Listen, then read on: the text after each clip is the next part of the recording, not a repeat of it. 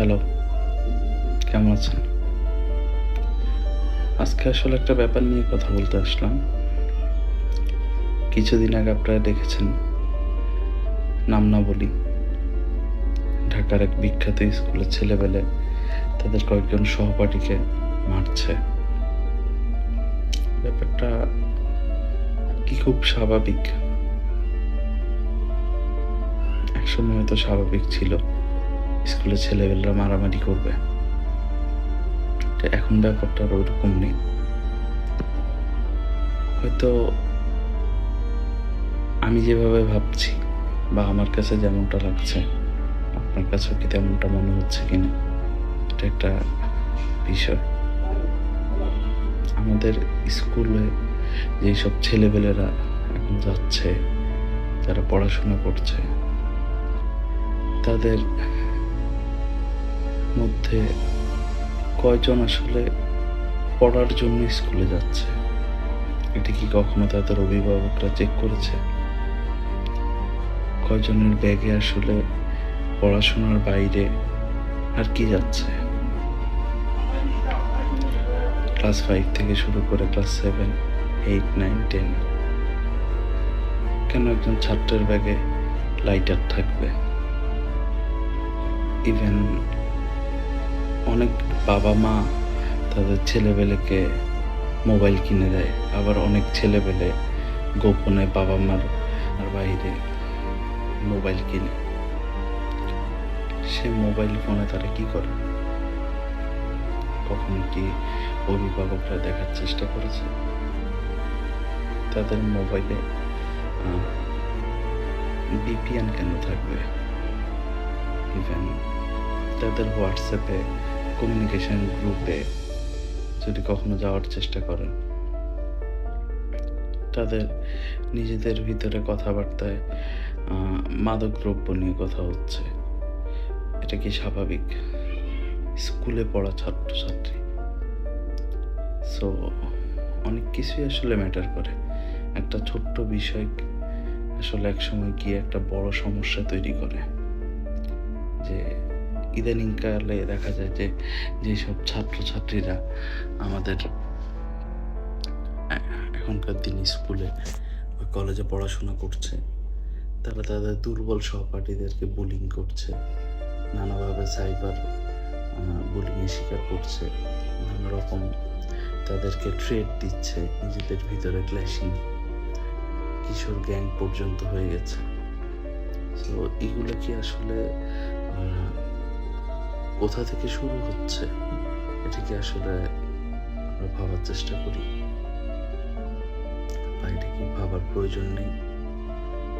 আজকে আপনি ছোট্ট একটা বিষয়টি ইগনোর করে যাচ্ছেন, কালকে এই সমস্যাটা আপনার ঘাড়ে এসেই পড়বে। আপনার ছেলের পকেটে কেন লাইটার? তার ফোনের ইউজিংটা আসলে সে কিভাবে করছে? আপনি রেস্টুরেন্টের স্মোকিং জোনে গিয়ে বসার জায়গা পাবেন না। ইংলিশ মিডিয়াম বা বাংলা মিডিয়াম বাচ্চা বাচ্চা ছেলেবেলে সিট দখল করে আছে, তাদেরকে আপনি উঠাতে পারবেন না এখান থেকে। So it's alarming. স্বাধীনতা আসলে উপভোগ করার জিনিস, কিন্তু স্বাধীনতা কতখানি উপভোগ করবে এটাও আসলে সেট করে দেওয়ার একটা ব্যাপার আছে। আপনার বাচ্চা হাঁটতে পারে, আপনি তাকে হাঁটার অনুমতি দিয়েছেন, কিন্তু হেঁটে সে কোথায় যাবে সেটাও আপনাকে খেয়াল রাখতে হবে। সে যদি আজকে ভুল পথে হাঁটে, সেটার জন্য সে একা দায়ী না, সেটার জন্য আপনার উদাসীন বাবা মা সহ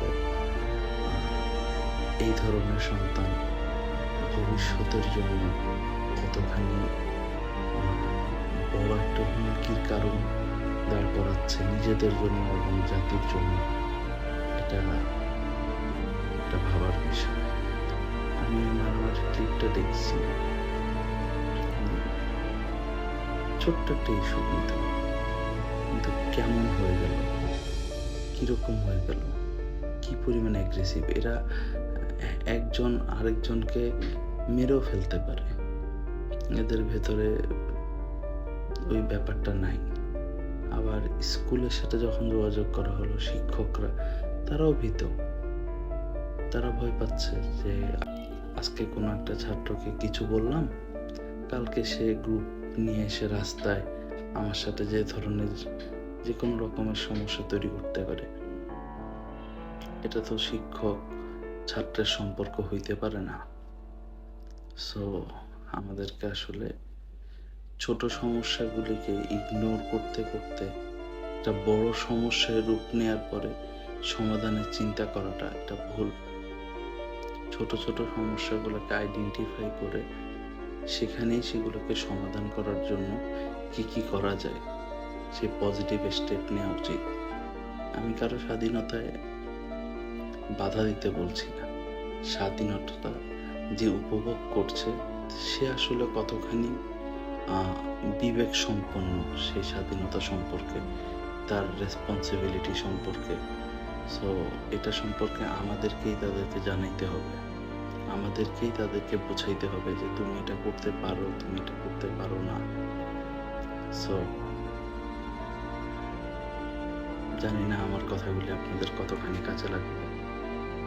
মনে হলো আপনাদের সাথে ব্যাপারটা শেয়ার করা উচিত। ভিডিওটা দেখার পর থেকে মাথার ভিতরে জিনিসটা ঘুরতেছিল। সো আমার কথাগুলি যদি আপনারা রিলেট করতে পারেন